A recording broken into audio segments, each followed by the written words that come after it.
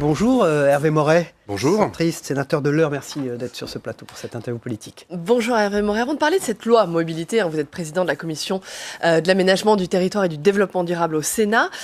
Aujourd'hui a lieu un grand colloque sur les gares, on va en parler également. J'aimerais tout d'abord vous entendre sur l'actualité de ce week-end, les violences qui ont de nouveau émaillé les manifestations des Gilets jaunes. Qu'est-ce que le pouvoir peut faire, qu'est-ce que le pouvoir doit faire pour mettre définitivement fin à la crise et à ces débordements ? Écoutez, c'est vrai que c'est assez préoccupant et inquiétant parce qu'on voit que de samedi en samedi, les violences continuent. Elles n'ont pas tendance à diminuer. Alors que la mobilisation est moindre. Oui, tout à fait. Ce qui montre bien qu'il y a un noyau dur de personnes violentes extrêmement actives et que l'on n'arrive pas à faire reculer sur ces sujets-là. Donc maintenant, la question, elle appartient évidemment au président de la République et au gouvernement, c'est comment il assure sa sortie de ce grand débat. Ce grand débat suscite un espoir dans le pays, suscite des attentes et de ce fait, il est encore plus attendu par rapport à ce qu'il pourra proposer au final. Parce que s'il ne ressort rien de ce grand show à travers la France, le phénomène de déception, il sera encore plus grand et les mécontentements encore plus importants. On parlait des violences et des manifestations, c'est des violences qui ont aussi visé les parlementaires, 70 parlementaires victimes d'attaques. Le domicile privé de Richard Ferrand, le président de l'Assemblée nationale, a notamment été incendié. Pourquoi les élus sont pris pour cible de cette façon ? Écoutez, je crois qu'il y a un phénomène d'anti-parlementarisme, d'anti-politique, d'anti-establishment, auquel les journalistes n'échappent pas non plus, il faut bien le reconnaître, même si pour l'instant, et j'en suis très heureux pour les journalistes, il n'y a pas eu de violence aussi forte qu'à l'égard des parlementaires. Ce qui est clair, c'est qu'en démocratie, rien ne justifie la violence.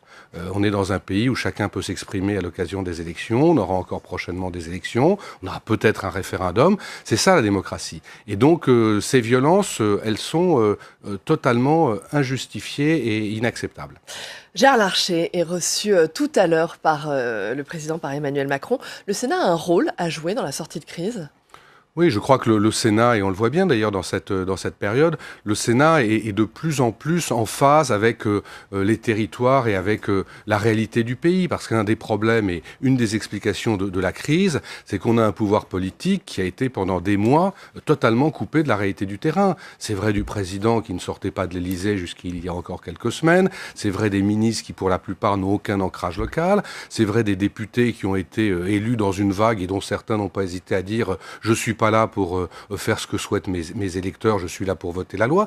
Donc on a un pouvoir totalement déconnecté de la réalité. Et en face de ça, on a un Sénat qui, fidèle à lui-même, est très ancré dans les territoires, depuis des mois à faire monter un certain nombre de choses. On a quand même été les premiers à dire qu'il fallait faire en sorte que la fiscalité écologique, aussi nécessaire soit-elle, ne soit pas punitive. On a été les premiers à dire que ce qu'on appelait de la fiscalité écologique, en fait, c'était uniquement pour boucher les trous de l'État, les trous budgétaires, que ça ne pouvait pas être accepté.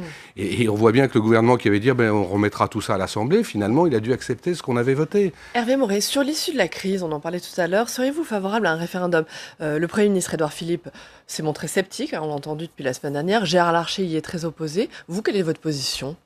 Parce qu'on parle d'un référendum, on parle aussi d'un congrès, la convocation possible d'un congrès. Est-ce que c'est vraiment une réunion de parlementaires à Versailles qu'attendent les Français ? Ce qu'attendent les Français, c'est du pouvoir d'achat.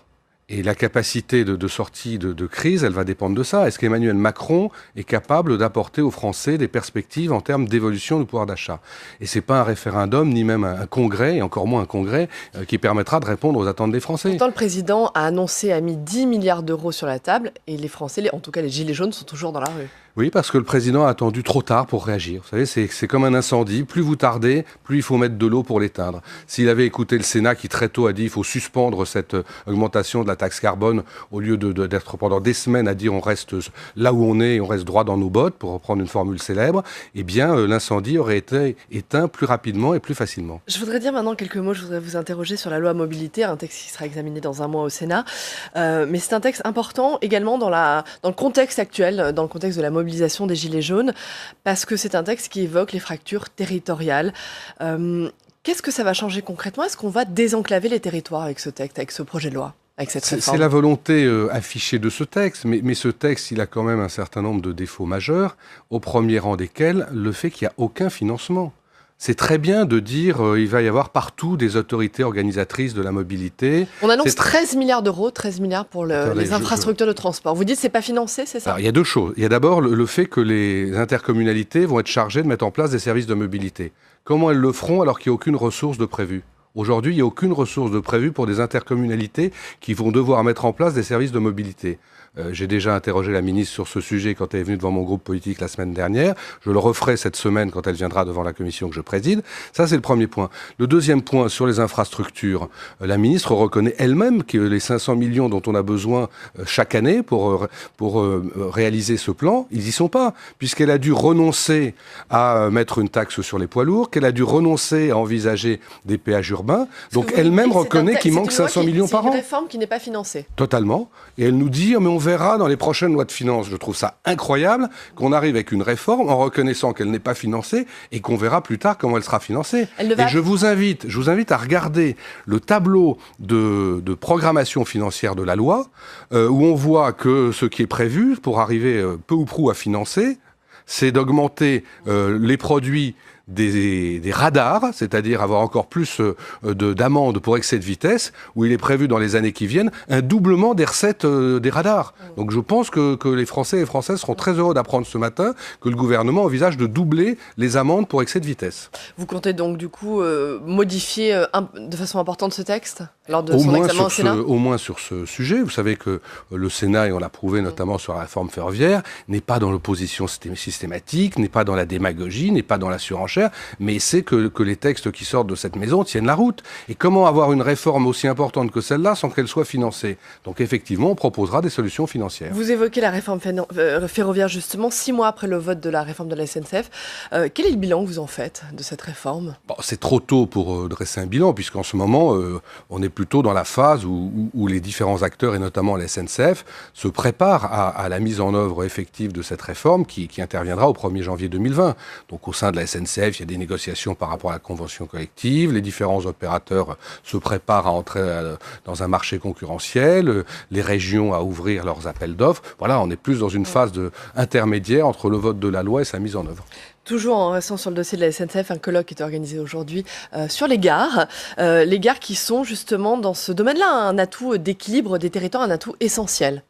Oui, les gares sont des facteurs d'attractivité des territoires. Les gares sont aussi de plus en plus des lieux de vie. Un certain nombre de gares aujourd'hui sont d'une grande qualité, mais on est très loin d'avoir partout des gares dans un état satisfaisant, et notamment les plus petites gares dans nos territoires. Et beaucoup sont abandonnées aujourd'hui. Alors, celles qui sont abandonnées, c'est en général celles qui n'ont plus de passagers. Mais un certain nombre sont dans un... par d'autres opérateurs, c'est ça, elles ne sont plus gérées par la SNCF. Elles sont co-gérées par la privés, SNCF. comme les relais H, ça peut arriver. Enfin, les gares aujourd'hui sont gérées par la SNCF et par leur filiale qui s'appelle Gares et Connexions.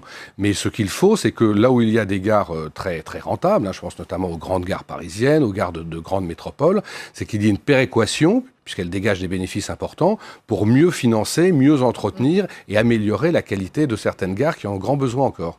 Pour terminer, Hervé Maurey, j'aimerais vous entendre rapidement sur l'état. Il y a une mission d'information au Sénat sur l'état des ponts. On est 6 mois après le drame de Gênes, l'effondrement du pont de Gênes qui avait fait 43 morts. Le Sénat se penche sur l'état des ponts. Il y a 200 000 ponts en France qui sont gérés par les communes. Est-ce que l'état de nos ponts est inquiétant aujourd'hui ? La question, elle se pose par rapport aux ponts qui sont gérés par les communes et les intercommunalités. Les ponts de l'État, les ponts des départements sont régulièrement entretenus, surveillés. Dans les petites communes, dans les petites intercommunalités, aujourd'hui, force est de constater qu'il n'y a pas une connaissance de la réalité de ces ponts. Et il faudrait arriver à ce que les collectivités locales puissent établir des diagnostics sur l'état de leurs ponts. C'est ce que vous faites avec cette mission ? C'est pas notre travail d'aller diagnostiquer les 100 000 ponts gérés par les communes. Mais notre travail, c'est de faire un diagnostic sur l'état des ponts en France, mais au sens entretien, au sens connaissance de ces ponts, État, département, commune, et surtout de faire des préconisations qui permettent que demain, les ponts qui sont sous responsabilité des communes et des communautés de communes soient mieux appréhendés quant à leur nombre et quant à leur état et quant à la nécessité de faire les travaux. Et cela sans créer de nouvelles charges pour les collectivités locales qui sont, comme vous le savez, dans une situation financière difficile et sans rajouter des normes. Donc c'est toute la difficulté de l'exercice. Hervé